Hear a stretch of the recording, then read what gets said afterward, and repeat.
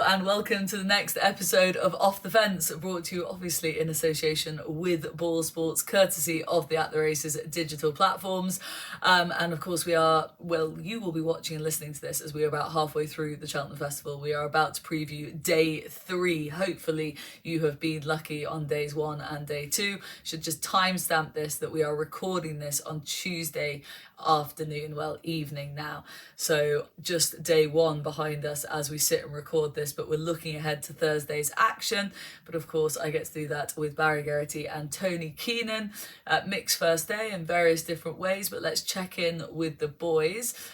Tony, what are your reflections after day 1? I suppose a lot of expected stuff did happen, but it was challenging in terms of the ground change. I don't think anyone was really expecting the 10-12 mils that they got. Made it more testing than kind of was anticipated, and maybe people who were able to change their mind a little bit were able to get ahead. That said, a lot of the obvious horses did win the statements and the lossy mounts and that of the world. But it wouldn't be just sure what way the ground would be. I know we're going to be previewing Thursday here. Just because the ground is a certain way in the old course on the first 2 days, sometimes the new course doesn't always just follow suit exactly.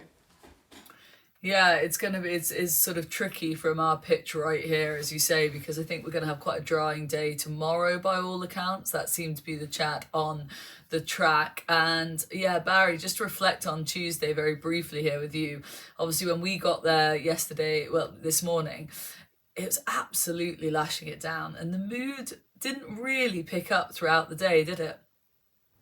No, it probably was a quiet enough day, and as Tony mentioned, probably a few obvious results. It was brilliant to see Slade Seal kick it off for Rachel and Henry de Bromhead. That was a good performance, and I suppose that lifted a bit. But you mentioned earlier that there was probably a good lift for the British winner in the Ultima.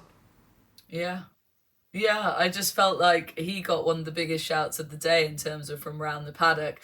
Obviously, Kim Bailey, a local trainer and a lot of people are very fond of from a fan base point of view. But I did feel like day 1 definitely sort of lacked a real sparkle, or it just didn't quite light in that way that you hope the first day of the Cheltenham Festival will. But who's to say what will happen on day 2? So let's stay positive, stay cheery, and let's start by kicking off with the first race on the Thursday, which is, of course, the Turners Novices Chase. Barry, I'm really looking forward to this. This is a good little race and plenty of opinions in here. You've got Grey Dawning and Facile Vega, Ginny's Destiny are sort of first 3 in the market, little gap back to the likes of Iroko and Azana here at a bigger price as well. But those first 3 or 4 horses mentioned, they make this a very intriguing contest.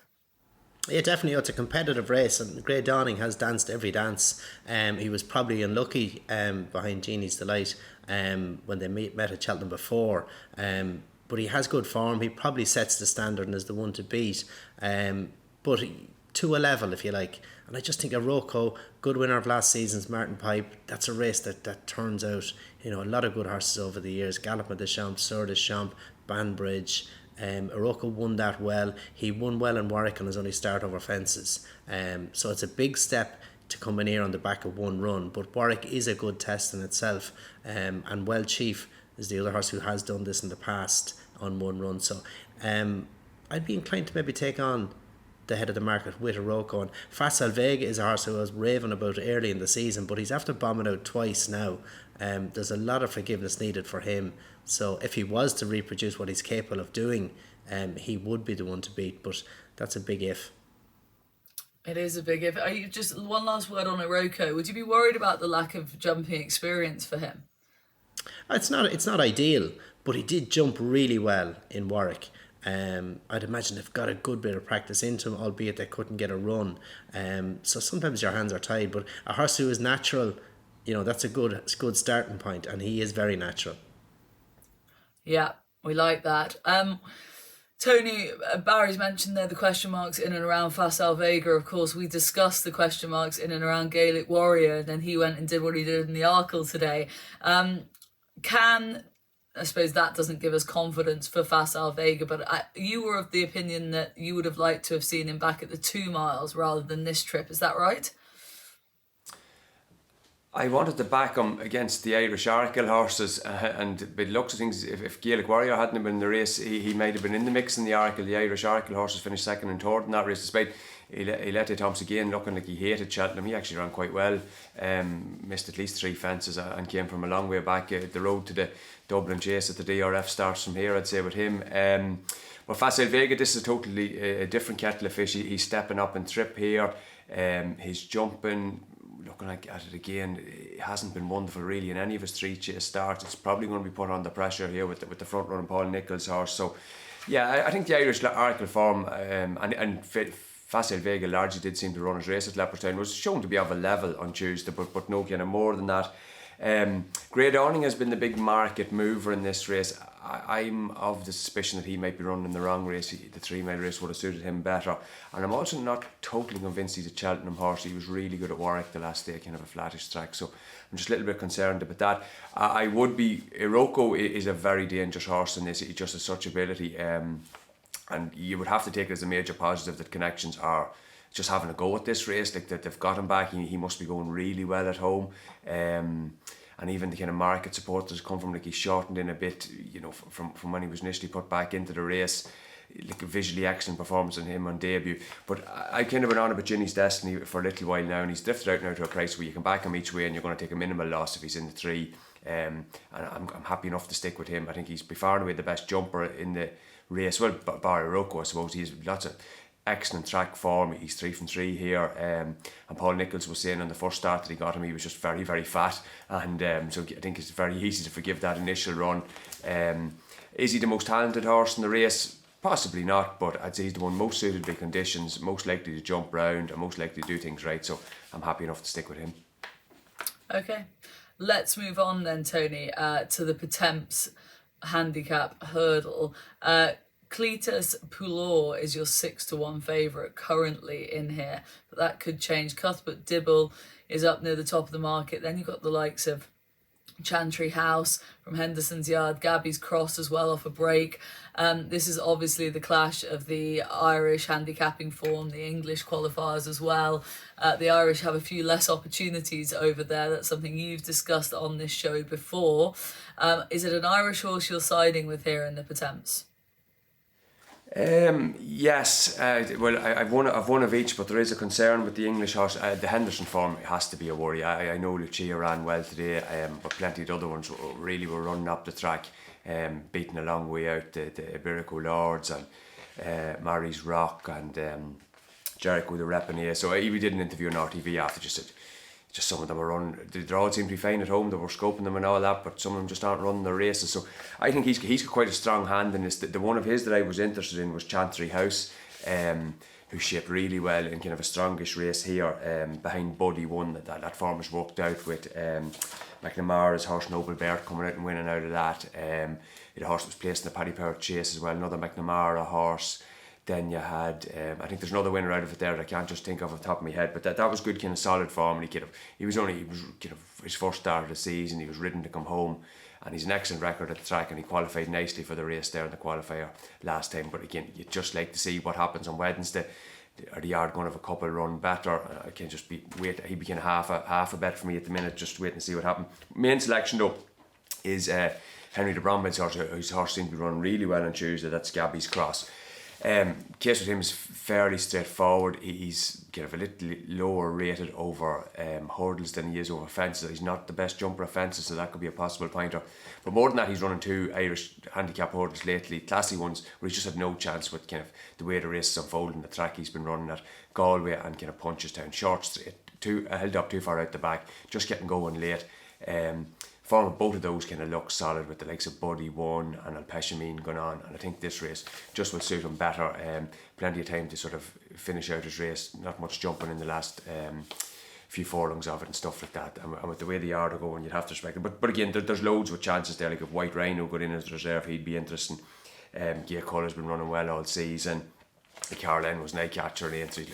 I do think the front end of this is quite solid, but Gabby's Cross will be my pick.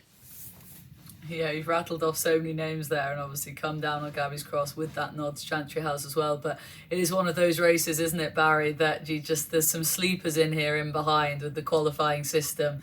It's a very tricky one at this stage.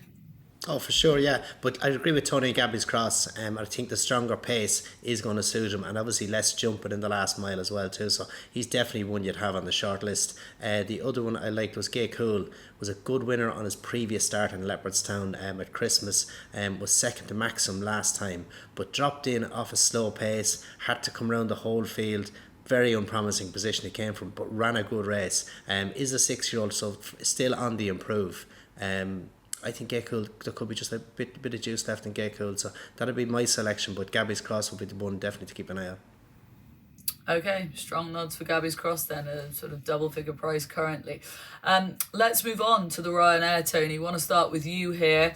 Envoy Allen, Stage Star, Banbridge, all up near the top of the market. Capodanno, very interesting horse for the Mullins operation. Conflated in here, Protectorat, Ahoy Senor, and then you get down to Phil Dorr, who of course you flagged up on this show a good few weeks ago as a sort of anti-post, sort of long way out shout for this race. He has ended up here. He's obviously now in different colours.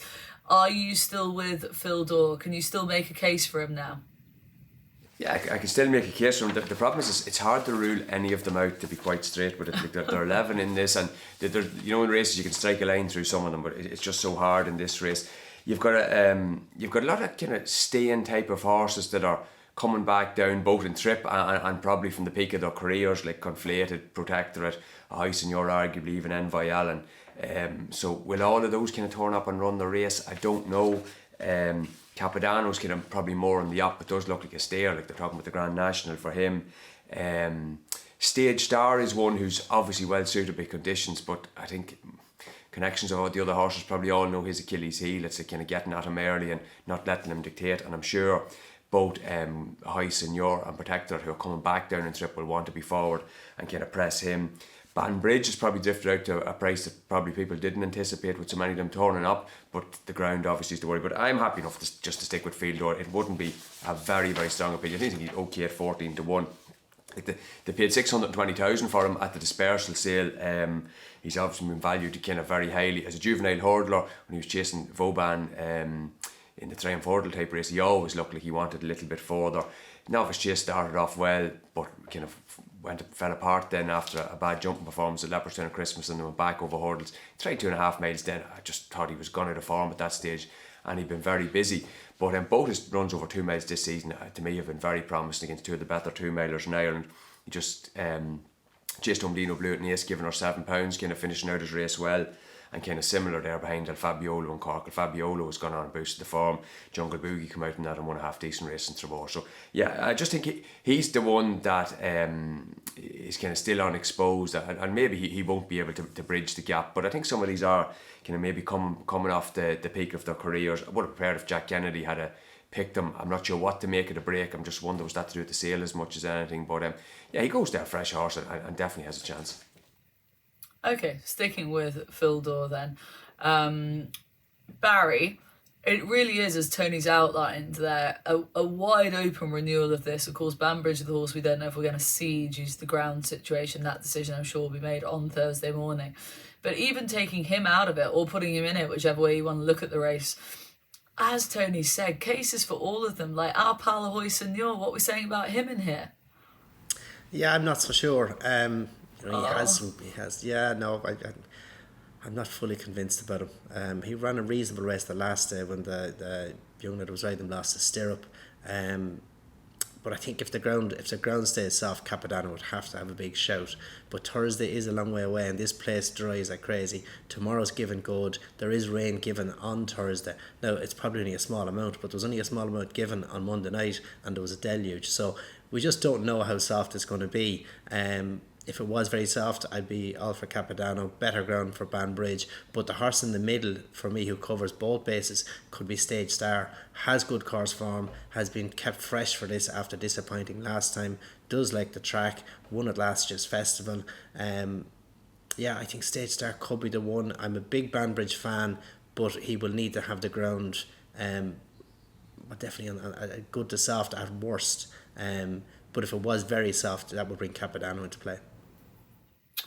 Okay, Let's move on then, Barry. I'll stick with you for the Stayers Hurdle because this is a race that is wide open, but you have had a strong view in throughout with Tiupu, who is up at the top of the market, taking on Crambo, national winner Noble Yates, Sir Gerhard, the talent that is, the quirky Flooring Porter, the tricky, maybe Home by the Lee, the old Paisley Park, the old sides of Burley, the sort of outsider really, Buddy One, and the older Dashel Drasher, Asterion Forlonge, and Janadil is your outsider. I mean, this is a wild race, something that people will be making all sorts of cases for all sorts of these horses, but I'm trusting that you are staying strong with Tupu up at the top of the market. I am, and that's backed by, as you said, the old timers. You know, you have Paisley Park, you have Dashel Drasher, Flooring Porter, they're all pushing on. Home by the Lee, interesting, has blinkers for the first time, and like that, if it isn't too soft by Thursday, he's a horse who could really turn his form around from the last day. He didn't want to make the run in Leopardstown last time. They went really slow. Irish Point won that race, so with a set of blinkers, a reasonable gallop, I think Home by the Lee could run a good race. But Noble Yates for me, I think, could be the danger to Tiupu, but I'm still very sweet in Tiupu. Preparation has been perfect. To me, age as well, he's now a 7-year-old, is ideal for this race. But it's just his level of form. It's a higher level, I feel, than the opposition. As I said, Noble Yates, maybe first time cheek pieces, he could just step into it as well, but I'd be very happy with Tiupu.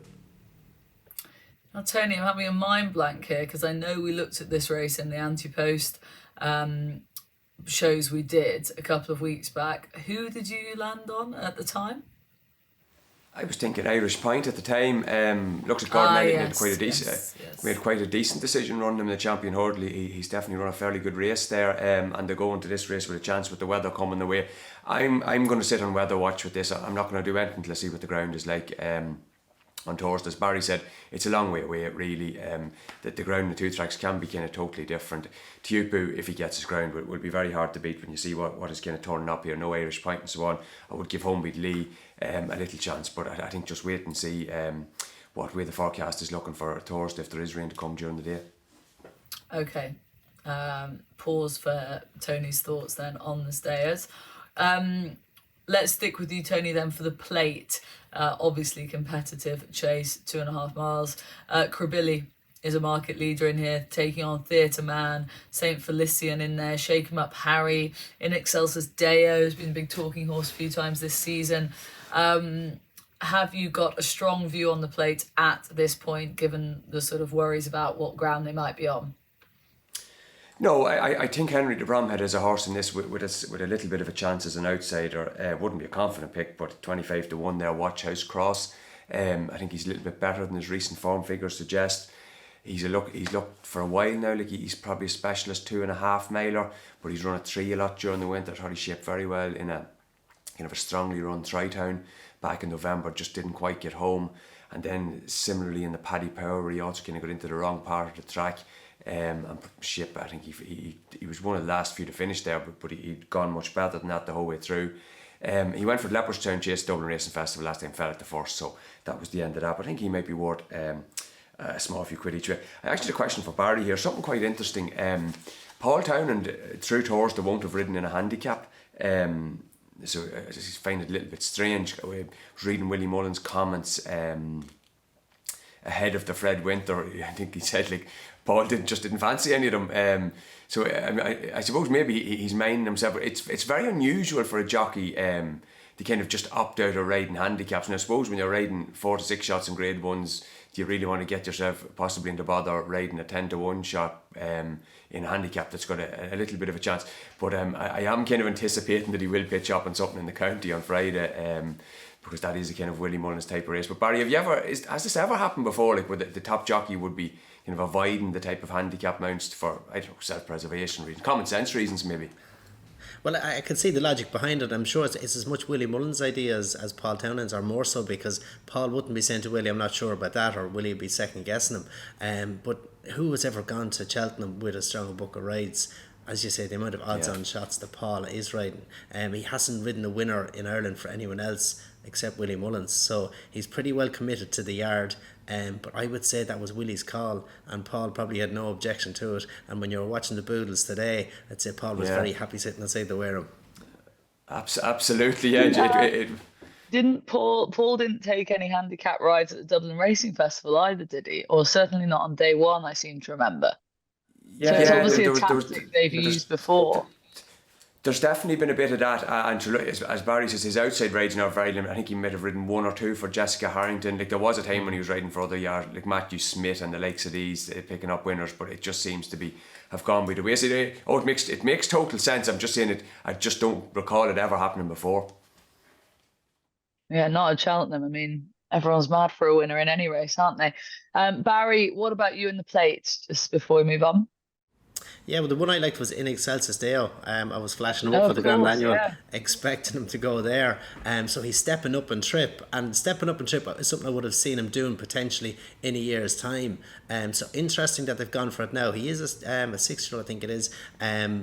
But he has some nice form. He was unlucky at Cheltenham at his previous start, made a bad mistake. I felt rushed back into the race a little bit and just more out on the finish, and unseated at the last behind Harper's Brook last time in Sandown. He did go up £4 for that, but interesting that they're stepping up and trip here, because the Grand Annual looked an obvious race for him. So no, I'd stick with him, and I think he should have a good chance. Okay, intriguing. Keeping the faith there. By the way, what about, sorry, just as a side note, in terms of Barry, you keeping the faith with certain horses, Corbett's Cross, hey? I mean, we didn't keep the faith, and then I had to I just chuckled to myself when he skipped about 15 lengths clear. I was like, right, there he goes. Good form. It was great performance. He was a good winner. Yeah, class. Loved it. Mares Novices Hurdle next. Barry, I will stick with you here. Brighter days ahead, of course. Shot to the top of this market off the back of really the sort of talk from Gordon Elliott in regards to this horse and what she's obviously done on the track. Credit to her. But there's been a lot of chat about brighter days ahead. So I'm looking forward to seeing her. But she's got to take on unbeaten Jade de Grugy, who might have I was going to say might be just a bigger price, but not really. Dysart Enos, also unbeaten for the Fergal O'Brien yard. Is she going under the radar as a result of the Irish in here? Is it, like, you've got your ear to the ground here? Brighter days ahead. I mean, is she going to live up to the hype? Well, if you were to listen to anyone in the yard, and I was sitting beside Gordon in a preview recently, like how he talks about her in her work, it's off the charts. You know, she's a proper machine. But for me, she was so impressive in Navan over 2.5 on heavy ground. She looked at home in that race, where I thought it was a more laboured performance than I would have expected when she beat Bantown in Downroyal back in November. So I'm not fully convinced, but as I say, if you listen to Gordon and his squad, you'd say she's home for all money. I think Jade de Grugy, I think she's got good solid form. For me, she looks a sharper individual. Thursday's ground, as we said, could be very different from what we had today. If we were on today's ground on Tuesday, brighter days ahead, could love it. But I just wonder, does she have the gears to match Jade de Grugy on slightly better ground? Your view, Tony, on the Mares Novice? Can you see Barry's angle in regards to the ground and the two sort of very different types of horses here? Yeah, Jade de Grugy stays quite well too. I think all three at the front end of the market are similar in that they've all been impressive in beating inferior opposition, and it's quite hard to thread the form together. There's so many options for these mares. I'm a fan of the mares program. I think a lot of these wouldn't be in training only for it. But it is hard to kind of, when they haven't met, like I suppose Dysart Enos and Brighter Days Ahead do have more maybe substance to their bumper form. But the way I'm going to approach this is with a trainer angle.